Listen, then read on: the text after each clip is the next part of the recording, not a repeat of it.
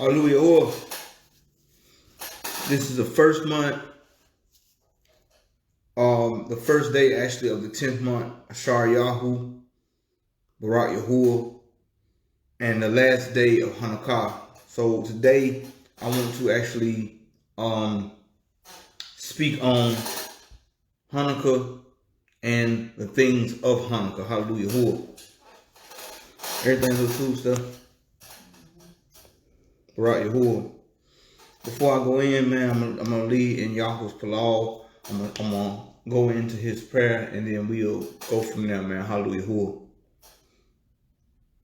Abinu, Shabbat Shamayim, Yad Kadash Shamka, Taba Mahutka, Ya Ashar Rasunka, Ores Asherna Ashar Ashamayim, Tan Lanu Hayam Laham Hakanu, Atashmanu Hatashmatenu, Salakim Ukim Salaknu, Asher Asmulanu, Ualta Bilanu Lade Masa, Kaham Hasalenu Manhara, Kilakan Hamamnuka, Ahagabura, Atipara Leo Lemin, Purukata Adonai Yahuwah Alahai, Malek Halam, Aman.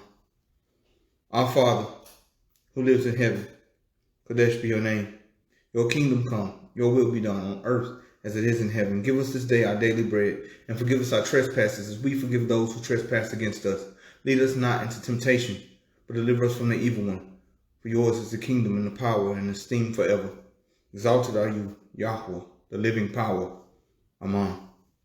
So today, man, we're going to cover and go back over the truth about Hanukkah.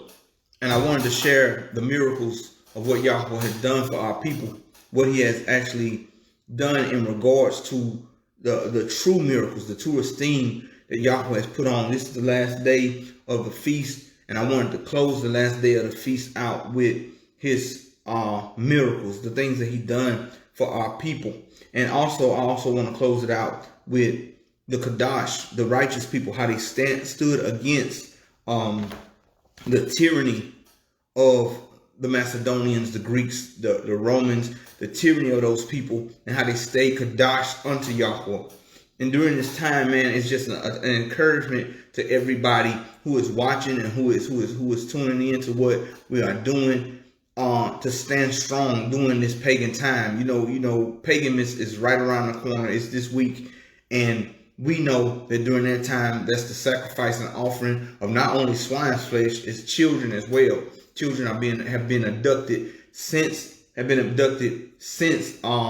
they call Halloween, since that time up until this time of what I told you last time when we talked about a grand climax. That they sacrifice children, women, men. They sacrifice who they call X-gens or CHRISTENs. They sacrifice them as well because that's part of the spell. This stuff is not a game when it comes to these pagan rituals and things. The problem is, and the thing that we see in our society is, it's become commercialized. Just because it's become commercialized, it doesn't dumb down the strength of what's actually going on. So just because you make something commercial, you know what I'm saying? For example, Satanism. Even if Satanism was commercialized, where it's worldwide, and it's getting that way. I know if you've seen on the page when I put the exaltation to Satan that Netflix did on their channel, you know, it still doesn't remove the severity of what it is to Yahuwah. So hallelujah, man, for him exposing, you know, the wickedness that's around us and telling us to come out of it and join into his body of Yahusha. Hallelujah. So without further ado, I'm gonna jump into these stories, man. I'm gonna jump into this history lesson of our people in Maccabees. This will be second Maccabees that I'm jumping in. It's called, and I'm gonna start with the rejection of swine's flesh, because for the Kadash people who stood for Yahuwah, for the Kadash people who walked in his truth and understanding of his word, he showed himself mightily unto them. You know, we read about Mattiyahu and his sons, one being Yahudah Maccabee, which means my hammer. They were pretty much, and I was talking to Aki Sha'al yesterday, matter of fact, they were pretty much Levitical soldiers or Levitical warriors. They were the priests who were like warrior priests that protected the temple.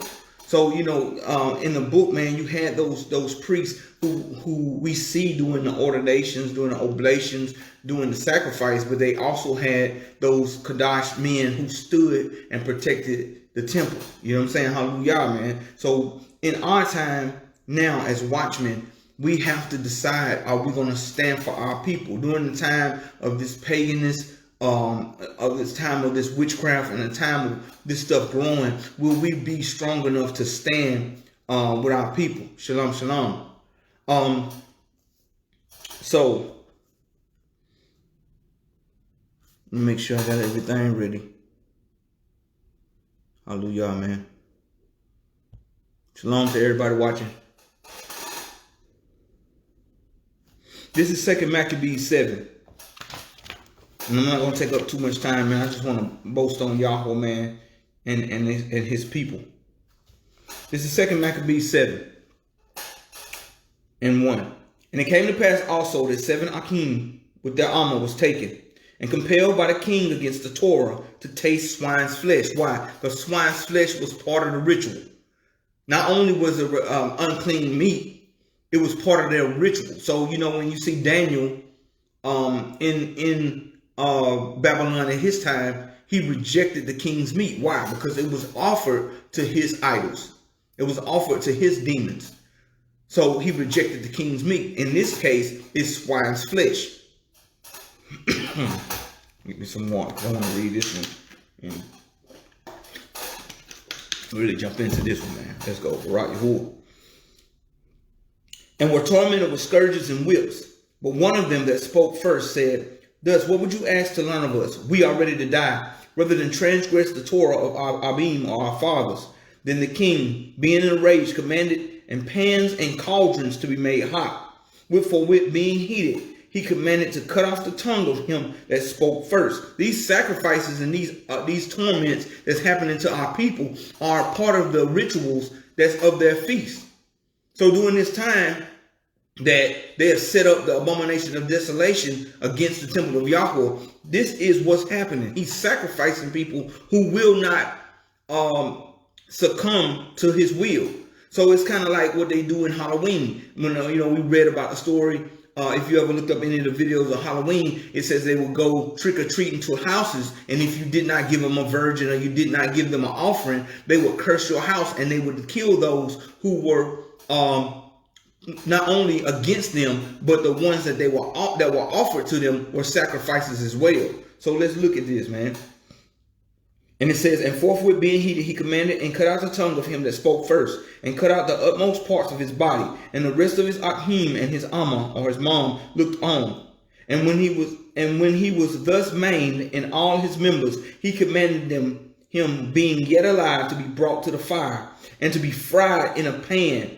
As a vapor of the pan was a good space dispersed, they exhorted one another with their mother to die manfully, saying thus, Yahuwah Elohim, looking up on us, in truth, has comforted us, as Masha in his song, which witnessed to their faces, declared, saying, he shall be comforted in his servants. So when the first was dead after this number, they brought the second to make him a mocking stock.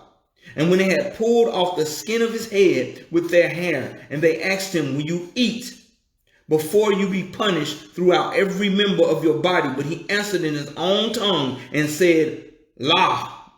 No, that's what La means. Wherefore he also received the next torment in order as the former did. And when he was at the last gasp, he said, You like a fury, take us out of this present life. But the king of this world shall raise us up, who has died for his Torah unto everlasting life. So they knew that no matter what torments they had, they believed in the resurrection. They believed that YAHUWah would revive them. No matter what the king did to them, they believed in the resurrection.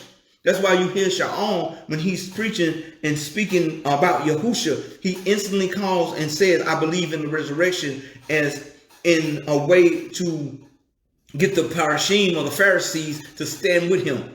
Because believing in the resurrection is part of us. That's what we believe in. We believe that not only when we leave this body, we will be somewhere in the room for eternity. Because this flesh is just temporary, but your root is eternal. Hallelujah. So we all should believe in the resurrection and stand against wickedness and evil, knowing that even if we do suffer persecution, even if we do suffer punishment, that Yahuwah will bring us back. He will quicken our mortal bodies and make that root stand eternally. Hallelujah. Man, that's good, man. Hallelujah, man. Barak Yahuwah. After him, a third was made a mocking stock. And when he was required, he put out his tongue, that right soon, holding forth his hands manfully, and said courageously, these I had from Shemayim, and for his Torah I despised them, and from him I hope to receive them again, insomuch that the king and they were with him marveled at the young man's courage, for he that nothing regarded the pains. Now when this man was dead also, they tormented and mangled the fourth in this like manner. So when he was ready to die, he said thus, it is good being put to death by men to look for hope or assurance from Elohim, to be raised up again by him. As for you, you shall have no resurrection to life. Man, ain't that something? That's the second death. You should have no resurrection to life. So the resurrection is still going to happen to them, but there's going to be a second death, just like Hazon or Revelations talk about. So he says, you don't have this hope.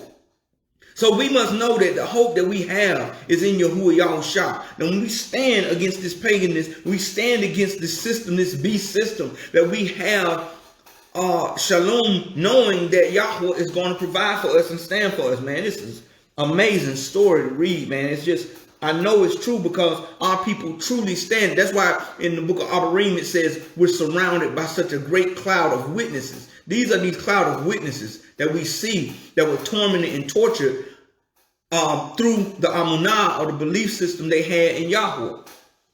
Man. Barak Yahuwah. Afterward, they brought the fifth also and mangled him. Then looked he unto the king and said, you have power over men. You are corruptible. You do what you will. Yet you think that our nation is forsaken of Elohim. Just because these people think that Yasharal is forsaken of Elohim, they ask him, where is he now? Because they see us still in there. Just because they see this stuff does not mean that Yahuwah has forgot about us. That's why he has brought back to our remembrance, like Baruch said, that we will turn to him in our land of captivity. This is what this is. Man, hallelujah, man. But abide a while, and behold his great power, and he will torment you and your seed. And after him also they brought the sixth, who was ready to die, said, be not deceived without cause, for we suffer these things for ourselves. And having committed crime against our Elohim, therefore marvelous things are done unto us.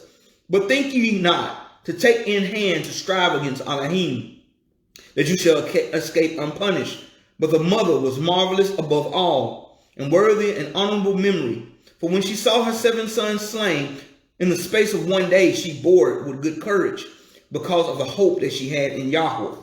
Yea, she exhorted every one of them in their own tongue, the Abrites in their own tongue, man, filled with courageous ruhut, and stirring up the womanish thoughts with a manly stomach, she said unto them, I cannot tell how you came into my womb, for neither I gave you breath nor life. Neither was it I that formed the members of every one of you. Notice she ain't saying it's her body, she can do what she wants to with it. She's saying every child that she had, every son that she had was a gift from Yahuwah. Hallelujah. And she can't tell how they came in. She knows that the breath, the members, and their body was formed by the power of Almighty Yahuwah. Hallelujah. But doubtless, the creator of the world, who formed the generation of man and found out the beginning of all things, will also in his own hasad, or kindness, give you breath and life again. That's the resurrection again, as you now regard not your own selves for his Torah's sake. Now Antiochus, look at that, thinking himself despised and suspecting it to be a reproachful speech, while the youngest was yet alive, did not only exhort him by words, but also assured him with oaths that he would make him both a rich and joyful man if he would turn from the Torah of his fathers and that also he would take for him for his friend and trust him with his affairs. But when the young man would not in no case hearken to him, the king called his mother and exhorted her that she would counsel the young man to save his life. When he had exhorted her with many words, and she promised him that she would counsel her son. But she, bowing herself towards him, laughing the cruel tyrant to scorn, spoke in her country or her native tongue on this manner: O my son, have pity upon me that bore you 9 months in the womb, and gave you such 3 years, and nourished you, and brought you up in this age, and endured the troubles of education. I beseech you, my son, look upon the Shemayim and Haaretz, and all that is therein, and consider Elohim that made the things that were not. So was mankind made likewise. Fear not this tormentor, but being worthy of your Ahim, or your brethren, take your death, that I may receive you again in hasad, or kindness, with your brethren. When she was yet speaking these words, the young man said, Whom wait ye for? I will not obey the king's commandment, but I will obey the commandment of the Torah, which was given unto Abim, or our fathers, by Moshe. That's what they stood for, the Torah of Yahuwah. That's what they stood for in the Brit Hadashah, the Torah of Moshe. That's what we have always been commanded to stand for, because Moshe was given this by YAHUWah YAHUSHA himself. The Torah is what we stand for. The Torah is what we live for, because it says by living by the Torah, it shall be well with you. You shall have good success. He told them in the book of Yahusha or Joshua. There is no life outside of the Torah or commandments of Yahuwah. You cannot just be spiritual. You cannot just say, oh, I'm a spiritual man and I don't need any book and I don't trust any book. The Torah was written by the very finger of Almighty Yahuwah. Yahuwah Al-Hay, the living power. Ahaya Yahuwah. That's who gave us the Torah. So we can't say that we should be just spiritual with no book. Yes, these books have been corrupted. Yes, these books have been touched by other nations. But that doesn't take away the truth of the book. That doesn't take away the truth that Moshe received, because in receiving his rule or his spirit, we have been led back to the same book that we left in Christianity to find his truth. This is amazing how Yahuwah has breathed the life into us to receive his Torah, and now we are able to live in it by the power of his rule. Man. So don't let people deceive you through Kemetic doctrines and spirituality and Gnostic doctrines to say that you can live this life without this book. This Torah, the Torah of Moshe, and the books that are written are witnesses of his power and guidelines to show us how to live in obedience unto YAHUWah YAHUSHA. Hallelujah. Man, but rock YAHUWah, man. Thank you, Abba. And you that have been the author of all mischief against the Abarim shall not escape the hands of Elohim. For we suffer because of our crimes. We suffered because of the crimes of our people. We did not want to listen or obey to Yahuwah. Man. And though the living Yahuwah be angry with us a little while for the chastening and correction, yet shall he be at one again with his abodim or servants. But you, O unrighteous man, and all the other most wicked, be not lifted up without a cause, nor puffed up with uncertain hopes, lifting up your head against the abadim or servants of Elohim. For you have not yet escaped the judgment of Al Shaddai, who sees all things. For our Ahim, who now have suffered a short pain, are dead under you. Through the judgment of Elohim shall receive just punishment for your pride. You killed them, but you're going to receive just punishment for your pride. But I, as my Ahim, offer up my body and life for the Torah of our Abim or fathers, beseeching Elohim that he would speedily be merciful unto our nation, and that you by the torments and plagues may confess that he alone is Elohim, and that in me and my Ahim, the wrath of Al Shaddai, which is justly brought upon our nation, may cease. Then the king, being in a rage, handed him worse than all the rest. I don't understand how he could receive worse than all the rest, but it was something that they could do, boy, because they skint these men and everything. Boy. And took it grievously that he was mocked. So this man died undefiled. Even though he was executed, he died undefiled. Hallelujah. Yahuwah. Barak Yahuwah. And put his whole trust in Yahuwah. Last of all, after the sons, the mother died. Let this be enough now to have spoken concerning the idolatrous feasts and the extreme tortures. The idolatrous feast. That's what we finna see on the 24th of this month at Aral. That's why they celebrate the Eve, the pagan Miss Eve. That's an idolatrous feast as well. They are preparing for the grand climax. They are preparing for Satan worship. They are preparing for rituals under swine's flesh. Look at the sale of swine's flesh right now. If you don't believe me, go look at the stock in swine's flesh. Look up the sale numbers, the numbers of swine flesh that's being sacrificed. These are the same rituals that we see. Just because we are modern now, it doesn't stop the evil that's behind these feasts and festivals that your family are part of. No, you cannot join them. I've heard people ask, well, if you're in the truth, can you go sit and fellowship with them because you're not part of it? No, because when you sit up under that idolatrous feast, you are joining and partaking in people who are celebrating that same foolishness. You can't do that. Yeah, it is abomination unto Yahuwah to do such things. So I'm reading Hanukkah because we're closing out the Feast of the Dedication. The temple, this is the second temple that was dedicated back to Yahuwah. So you got to understand, this thing, they destroyed Yahuwah's Hakal, his house of worship. They destroyed it so that they could erect a temple to their demon. They didn't care about his feast. They didn't care about his holiday. They didn't care about his festival.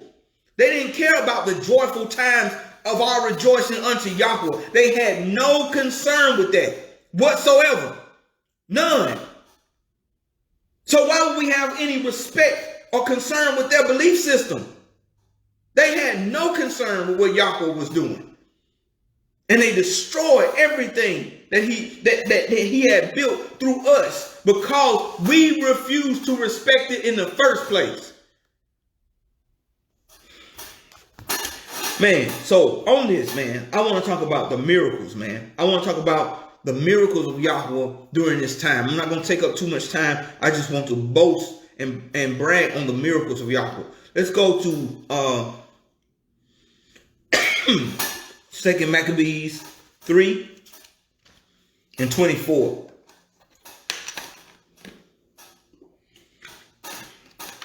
Hallelujah. Man, if you get a chance, read the whole book of Maccabees.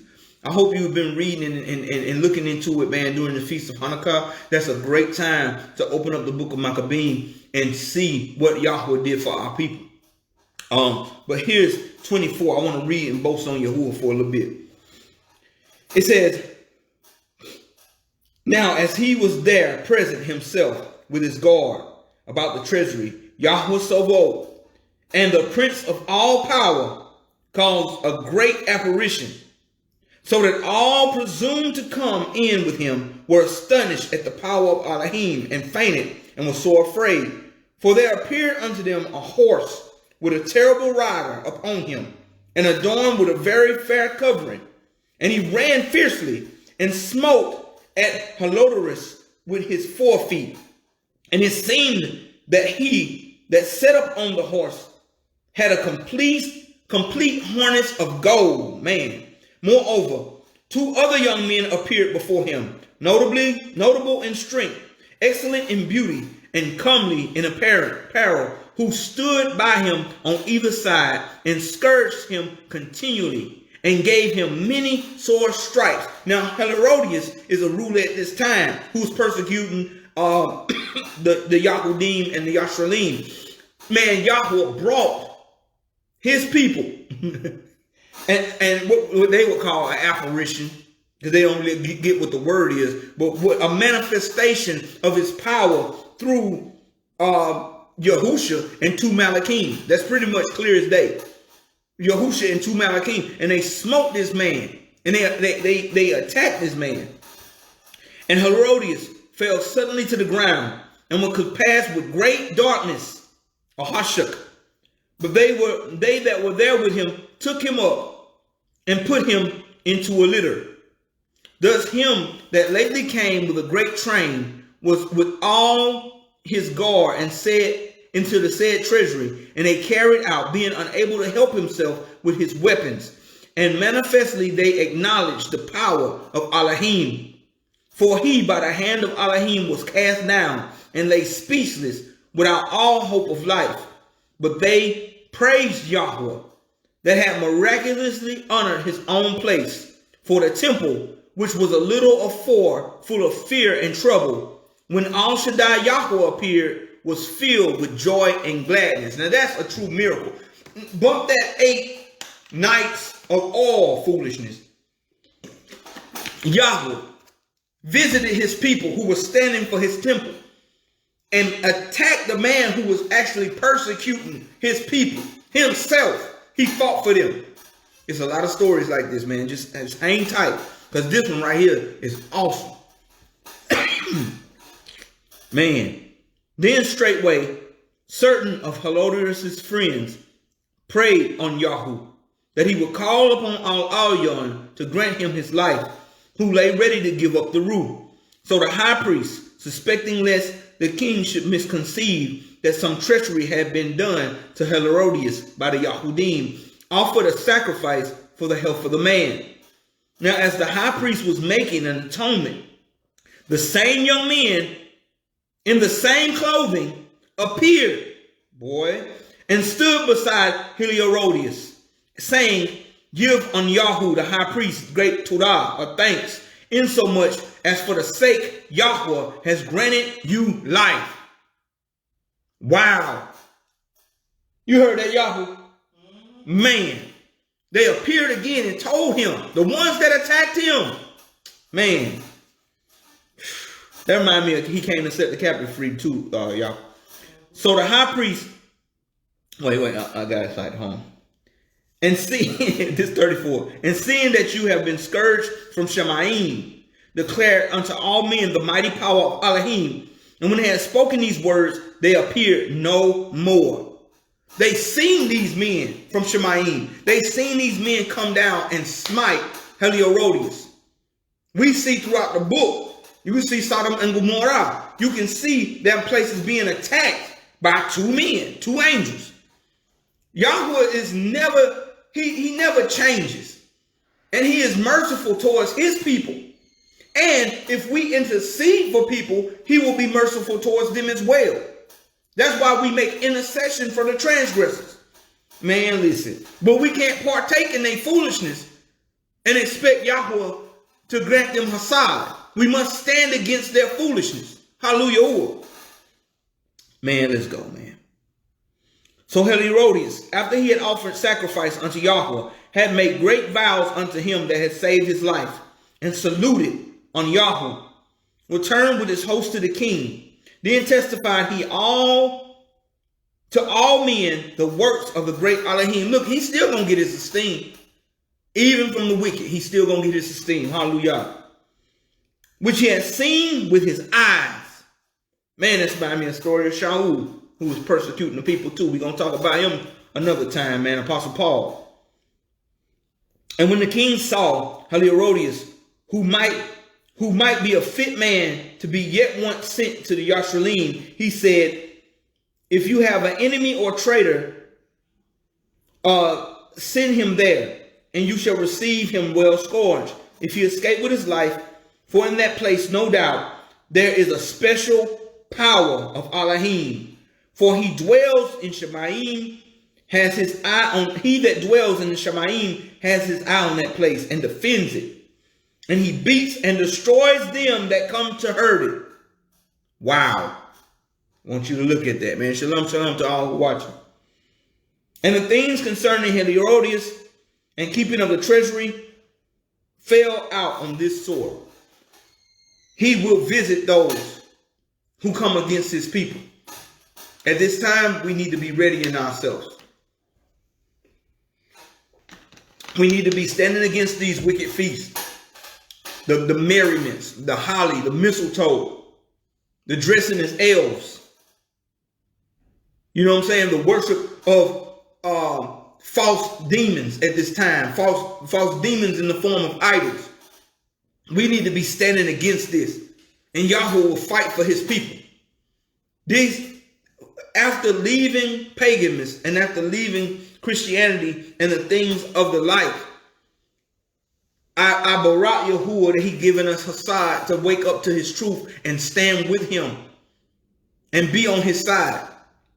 You know, as we were watching a video today, I read, you know, it's a fearful thing to fall into the hands of a living power, a living Elohim.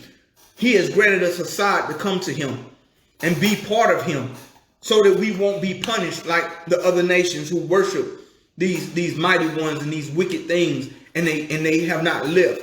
So before I go into reading, I want to say this, man, by unction of the root. Pray for your people.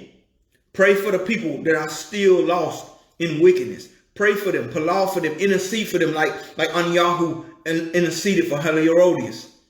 Intercede for them and ask Yahuwah to bring them out of wickedness and give him all esteem for them leaving out of it. Don't join them in it, because if you join in their festivities, that means that you're okay with it. And if you're okay with it, they feel like Yahuwah is okay with it. And Yahuwah is not okay with the festivals of the wicked, the idolatrous feasts that we're reading about. He's not okay with this. Hanukkah is the feast of dedication to his temple. That's why no man can tell me that this is a pagan day, that we shouldn't be a part of remembering the Hanukkah, the feast of the dedication, because this feast was given as a remembrance of bringing his temple back to full restoration unto him. Hallelujah. So let's go to 3 Maccabees 5 now, man. This is a good one. Hallelujah.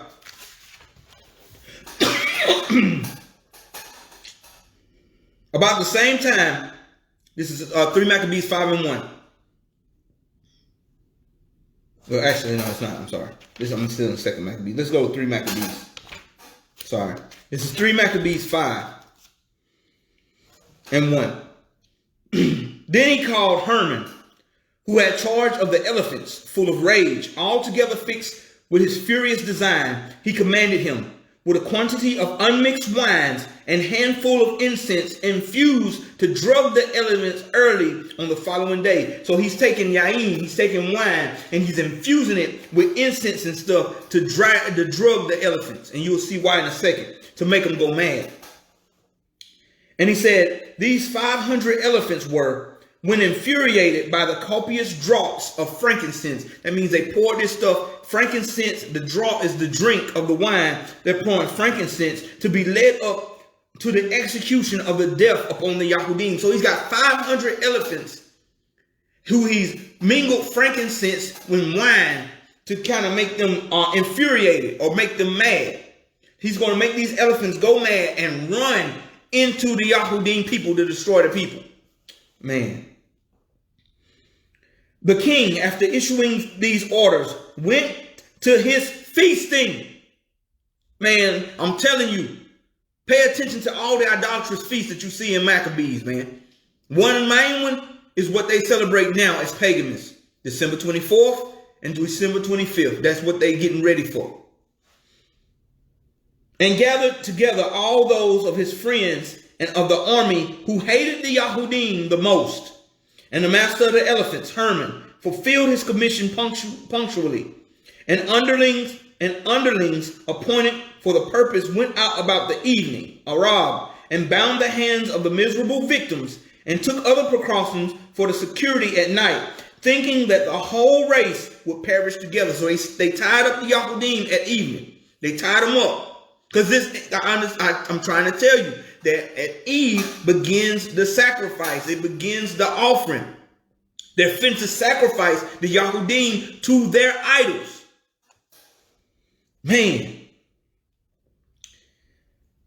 And it says 6, the heathen believed that the Yahudim to be destitute of all protection. They had no hope in Yahuwah, for chains fettered them about. They invoked Al Shaddai Yahuwah ceaselessly, besought with tears their merciful Elohim and Abba, ruler of all, Yahuwah of every power, to overthrow the evil purpose which was gone out against them, and to deliver them with extraordinary manifestation from that death which was in store for them. We need to know this. We need to hear this. We need to be in Palau continually to our Abba Yahuwah, for our protection is coming, man. Hallelujah. Yahuwah is coming, and we will be ready, and he will defend us. Man, their litany, so earnest, went up to Shamayim. Then Herman, who had filled his merciless elephants with copious draughts of mingled wine, or yain, and frankincense, came early to the palace to certify the kind thereof. And he, however, who had sent his good creature sleep from all time by night or by day, thus gratifying whom he will, diffused a portion thereof now upon the king. By this sweet, profound influence of Yahuwah, he was held fast, and thus in his unjust purpose was quite frustrated, and all his unflinching resolve greatly falsified. But the Yahudim, having escaped the hour which had been fixed, praised the Kadash Elohim, and again praised him who easily reconciled to display the power of his powerful hand over the overweening of other people. So Yahuwah by night, or thus by day, he actually diffused the portion thereof. So he diffused the potion. It didn't work. Basically what he's saying. So it didn't work. So Yahuwah moved up on this thing and didn't make and stopped it from working. Watch this. In the middle of the 10th hour, as well now arrived, the master bidder, seeing the guests who were bidden collected, came and shook the king, and he gained the attention of with difficulty, and hidden that the mealtime was getting past, talked the matter over with him. And the king listened to this, and turning aside to his potations, commanded the guests to sit down before him. This done, he asked them to enjoy themselves, and to indulge in the mirth at somewhat late hour of the banquet. Conversation grew on, and the king sent for Herman, and inquired of him the fierce denunciations, why the Yahudim had been allowed to outlive that day. Why were they not killed that evening? Why are these men still here? Why are these people not killed? Man, boy. Herman explained that he had done his bidding overnight, and that he was confirmed by his friends. And the king then, with a barbarity exceeding that of Heliodorus, said that they might think that his sleep of the day lose no time, and get ready the elephants again tomorrow, as you did before time, for the destruction of these accursed Yahudim.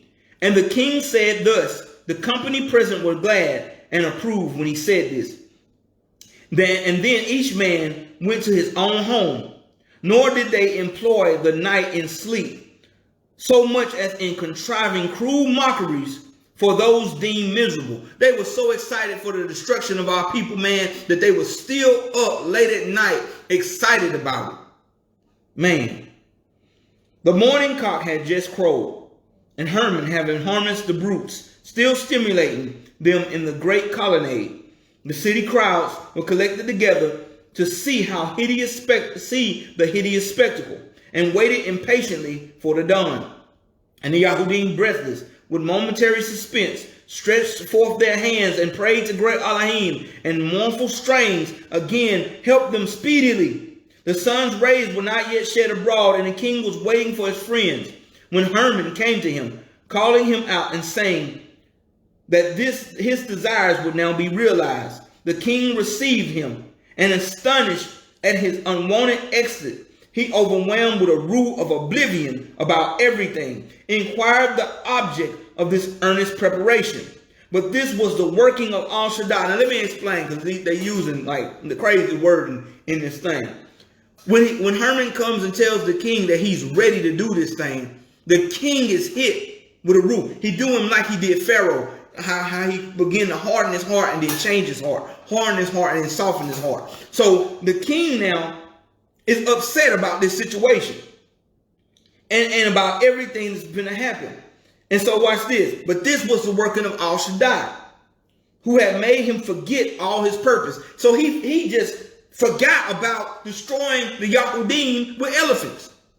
Yahuwah moves people's lives just like this. The inner man is changed by just a quick movement of Yahuwah's hand. Hallelujah. And it says, Herman and all his friends pointed out the preparation of the animals, and they are ready, O king, according to your own strict injunction. And the king was full of fierce anger at these words, for by the providence of Elohim regarding these things, his mind had become entirely confused. If you look at King Nebuchadnezzar in Babylon, same thing happened. He lost his mind and became as a brute beast. Yahuwah made this man a mind of confusion. He gave him a mind of confusion because he was coming against his people. Man, listen, bro. Hallelujah, man.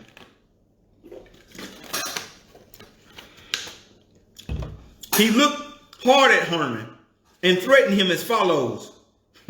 Your parents or your children, were they here, to these wild beasts, a large repast they should have furnished.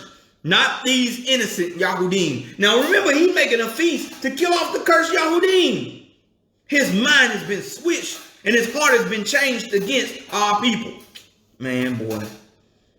Who me and my forefathers loyally have served. Had it not been for the familiar friendship and the claims of your office, your life would have gone for theirs. Herman, being threatened in his unexpected and alarming manner, was troubled in visage or in face, and depressed in countenance. And his friends too stole out one by one. They got to disappearing on that boy. They got to dip it one by one. The friends to Herman like, well, let me dip out this boy. Let me get going. Hallelujah. Man, it's good. So they stole out one by one and dismissed as assembled multitudes to their respective occupations. The Yahudim, having heard of these events, praised the esteemed Yahuwah, Elohim, the King of all kings, because they had obtained this help too from him. Now the king arranged another banquet after the same manner, and proclaimed an invitation to mirth. And he summoned Herman to his presence and said with threats, how often, O wretch, must I repeat my orders to you about these same persons? Once more, arm the elephants against the morrow for man, this is good. Oh, I'm sorry. For the extermination of the Yahudim. Herman. Okay, forget the king for a second. Imagine this man sets up warfare against our people. Animals that he's going to destroy our people with. And now, the king done got on to him, told him he's going to kill him for trying to do it against these innocent Yahudim. Now he comes back and tell him why ain't it done. Imagine the confusion of this man. How creeped out this man must be and how scared this man must be that the king keeps changing. And his heart keeps changing against this situation. Once more, arm the elephants against the morrow for the extermination of the Yahudim. His kinsmen, who were reclining with him, wondered at his instability and thus expressed themselves. Listen to this. This is kinfolk. This is the king's kinfolk talking. O king, how long do you make trial of us, O men of Berith, of reason? This is the third time that you have ordered their destruction. When the thing is to be done, you change your mind and recall your instructions. For this cause, the feeling of expectation caused tumult in the city, and it swarms with factions, and is continually on point of being plundered. They saying that king is unstable. Because of this right here, because of Yahuwah touching this man, they saying, man, the king is unstable. And it's beginning to call uprisings in his kingdom. And the king, just like another Phalaris, a prey to thoughtlessness, made no account of the changes which his own mind had undergone, issuing in deliverance of the Yahudim. He swore a fruitless oath and determined forthwith to send them to Shaul, crushed by the knees and feet of the elephants. He would also invade Yahudah and level its towns with fire and with the sword, and destroy that temple which the heathen might not enter, and prevent sacrifices ever from being offered upon there. Joyfully his friends broke up together with his kinmen, and trusting in his determination, arranged their forces in guard to most convenient places of the city. And the master of the elephants urged the beasts into an almost maniacal state, drenched them with incense and wine, and decked them with frightful instruments. About early morning, or the Bakar, when the city was now filled with the immense number of people at the hippodrome. Remember, in the Greek, hippodrome is where they run the horses at. Hippo, it means horse. Like if you see the term hippopotamus, it means water horse. So they had a stadium, like they did back in the Colosseum. They had a stadium ready. A number of people at the hippodrome, and entered the place and called the king to the business in his hand. And the king's heart teemed with impious rage, and they rushed forth with the mass, along with the elephants. And with feelings unsoftened and eyes pitiless, he longed to gaze at hard and wretched doom of the above mentioned Yahudim. But the Yahudim, when the elephants went out at the gate, followed by an armed force, when they saw the dust raised by the throne, heard a loud cries of the crowd, thought they had come to the last moment of their lives. It seemed hopeless. This is it for them. This is it. Man. To the end of what they had tremblingly expected. They gave way, therefore, to lamentations and moans. They kissed each other, and the nearest of kin to the other hung around the other's neck. The fathers about their sons, mothers their daughters. Other women held their infants to their breasts, which they drew what seemed to be their last milk. Nevertheless, they were reflected on help before granted from the Shemaim, that they prostrated themselves on one accord, removed even the suckling children from the breast, and sent up an exceeding great cry, entreating Yahuwah of all power to reveal himself and have hasad upon those who now lay at the gates of Shaul. And Alazar, an illustrious priest of the country, who had attained a length of a day, whose life had been adorned with virtue, by the presbyters who were about him, to cease to cry to the Kadash Elohim, and prayed thus: O King, mighty in power. It's about over. It's about over for them. Man, listen, man, this thing gets me excited. I'm sorry. I got it crunk when I read it the first time, and it's the same as I read it again. O King, mighty in power, all Leon, all Shaddai, who regulates the whole creation with tender mercy. Look upon the seed of Abraham, and the children of the sanctified Yaakov, and the sanctified inheritance, O Abba. Now being wrongfully destroyed as strangers in a strange land, you destroyed Paro, with his hosts and chariots, with the Lord of the same Mizraim, or Egypt, was uplifted with Torah-less hardhood and loud-sounding tongue, shedding the beams of your Hasad upon a race of Yasharal. You did overwhelm him with proud army. He's reminding Yahuwah of what he did. Hallelujah. And the Sasarib, the grievous kings of the Assyrians, esteeming his countless hosts, and subdued the whole land with his spear, and was lifting himself against your Kadash city, and boasting grievous to be endured. You, O Yahuwah, did demolish him, and did show forth your might to many nations. When the three friends in the land of Babal, who is that? The Abarim, the three Hebrew boys, bruh. The three friends in the land of Babal, in their own will, exposed their lives to the fire, rather than serve vain things. You did send a dewy coolness, boy, through the fiery furnace, and bring the fire upon all their adversaries. It was you, when Daniel was hurled through slander and envy as a prey to the Aryaim, or the lions, down below, did bring him back against unhurt to light. When Yunah was pining away in the belly of the sea, bread monster. You did look upon him, O Abba, and recover him into the sight of his own. And now you who hate insolence, who you do abound in Hasad, who you are the protector of all things, appear quickly to those of the race of Yasharal, who are insulted by the abhorred and Torahless other people, or Goyim. If our life has during the exile been stained with lawlessness, deliver us from the hand of our enemy, and destroy us, O Yahuwah, by the death which you prefer. Let not vain-minded consolate vain idols at the destruction of your beloved, saying, neither did their Elohim deliver them.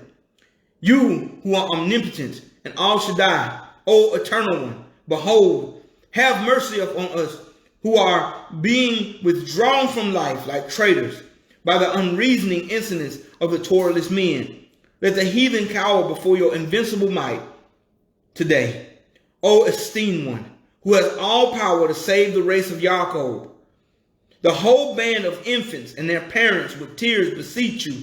Let it be shown to all the nation you are with us, Yahuwah, and have not turned your face away from us. But as you said that you would not forget them even in the land of their enemies, so do you fulfill this saying, O Yahuwah. Now at the time of Al-Azar ended this prayer, the king came along to the hippodrome with wild beasts and with tumultuous power. When the Yahudim saw this, they uttered a loud cry to Shamayim, so that adjacent valleys resounded because of the irrepressible limitation throughout the army. And when all esteemed omnipotent, and when they all esteemed omnipotent and true Elohim displayed his Kadash countenance and opened the gates of Shamayim, from which two angels, dreadful in form, came down and were visible to all but the Yahudim. The other nations saw the Shemayim open and two angels come down. They could see them, but not us. Man, boy. And they stood opposite and filled their enemy's host with confusion and cowardice and bound them with immovable fetters. A cold shudder came over the person of the king, and oblivion paralyzed the vehemence of his rule. And they turned back the animals upon the armed forces which followed them. The animals turned back. Boy. And the animals trod them down and destroyed them. And the king's wrath was converted into compassion, and he wept at his own machinations. For when he heard the cry and saw all on the verge of destruction, with tears he angrily threatened his friends, saying, you have governed badly, blaming other people, and have exceeded tyrants in cruelty. You and me, your benefactor, you have made labor to deprive at once my dominion of my life by secretly devising measures injurious to the kingdom, who have gathered here, unreasonable, removing each other from his home. Those who are loyal to us and have held fortresses in this country, who have thus consigned with unmerited punishments those who goodwill towards us from the beginning, have in all things surpassed all nations, to whom often have engaged in the most dangerous undertakings. Loose the unjust bonds, send them to their homes in peace, and deprecate those which have been done. Release the sons of Al Shaddai, living Elohim of Shemayim, who from our ancestors' time to now have granted esteem and uninterrupted prosperity to our affairs. These things he said, and they released the same moment, having now escaped death, and praised Elohim, their Kadash deliverer. And the king then departed to their city and called his financier to him and bade him to provide 7 days' quantities of yain or wine and other materials for feasting for the Yahudim. Boy. And he decided that they should keep a gladsome feast in deliverance in the very place in which they expected to meet with their destruction. And they who were before despised and near Shaul, yea, rather advanced unto it, partook of the cup of Yahusha, or deliverance, or Yah is deliverance, instead of grievous and lamentable death, full of exultation. They parted out of the place intended for their fall and burial into banqueting booths. So the place that was designed to destroy us, a place that was designed to destroy our ancestors, was changed into a place of feasting and banquet, where the financier, the person who funded the king, gave us yaim and materials for feasting because of what Yahuwah did. Man, ceasing their miserable strain of woe, they took up subject of their fatherland, hymning in praise Elohim, their wonder-working deliverer. All groans, all wailings were laid aside. They were formed dances and tokens of serene joy. So also the king collected a number of guests for the occasion and returned unceasing thanks with much magnificence for the unexpected deliverance afforded him. Those who had marked them out as for death and for the carrion, or dead flesh or carcass, and had been registered them with joy, howled aloud, and were clothed with shame, and had the fire of their rage unesteemed put out. But the Yahudim, as we just said, instituted a dance, and then gave themselves up unto feasting, glad thanksgivings, and psalms. And they made a public ordinance to commemorate these things for generations to come. As long as they should be sojourners or travelers, they thus established these days as days of mirth, not for the purpose of drinking of luxury, not for that. Pay attention, man. But because Elohim had delivered them, and they requested the king to send them back to their homes. See, I'm going to show you the slave trade. This is going to be the last story. I'm not going to take too much of your time, but I'm going to give you the chapters where you can check this out. These were slave trades and all these things going on during this time. We were being oppressed, but Yahuwah still delivered us. Hallelujah. Hallelujah. Man, hallelujah.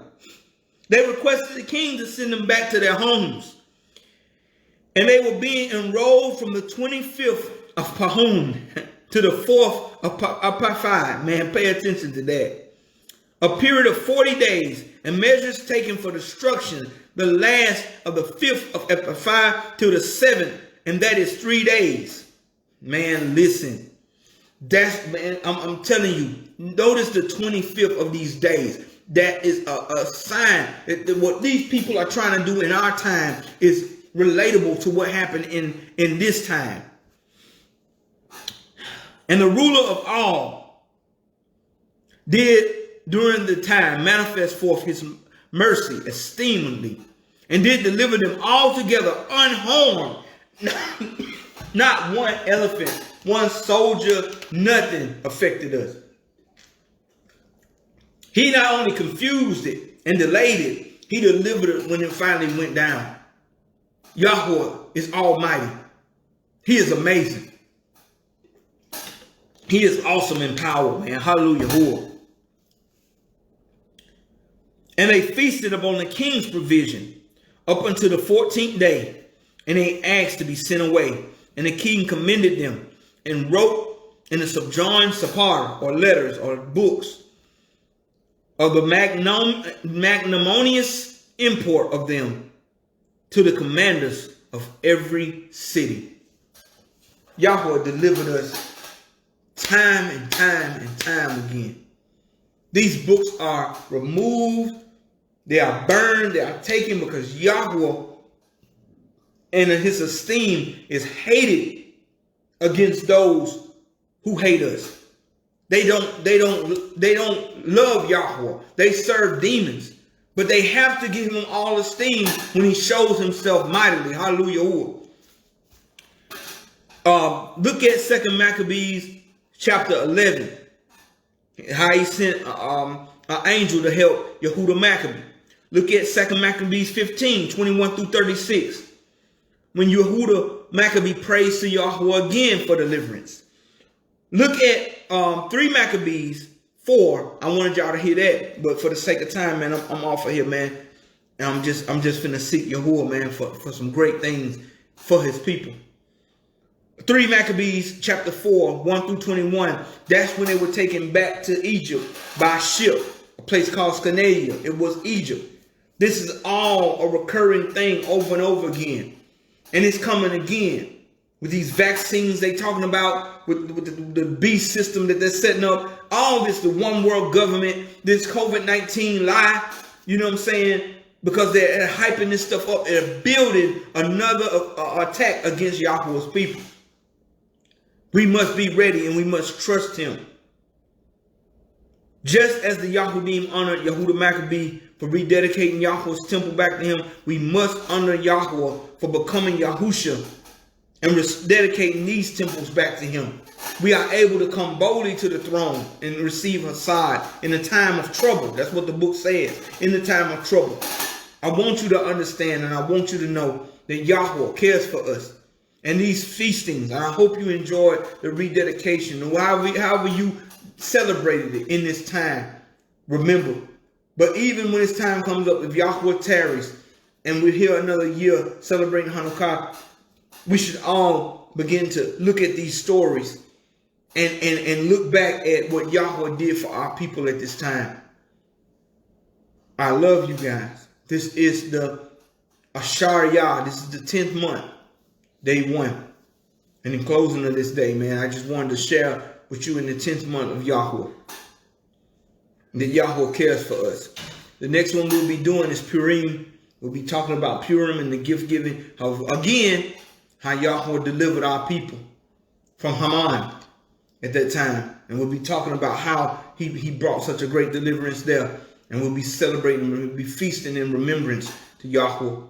Everything that we do in remembrance of his power, his Gaborah, and his strength. This is Watchman Yahshay ben Yasharal. Barak Yahuwah for his feast. Barak Yahuwah for his day.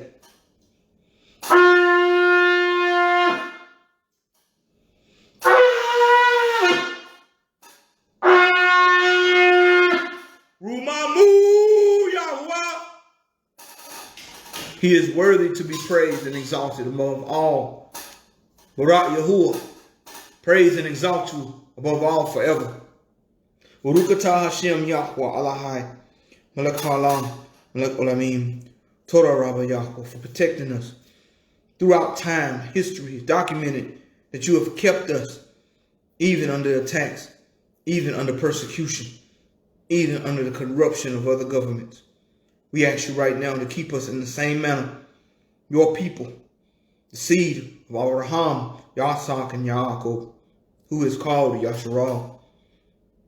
We believe you and we trust you for your rule. We trust you for your power. We trust you for your exaltation.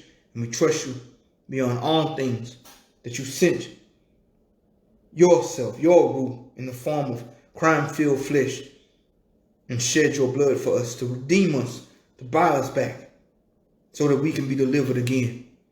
We trust in you wholehearted. And we close out the feast of Hanukkah, believing and trusting in you. Let us stand strong. Let us stay and believe in you.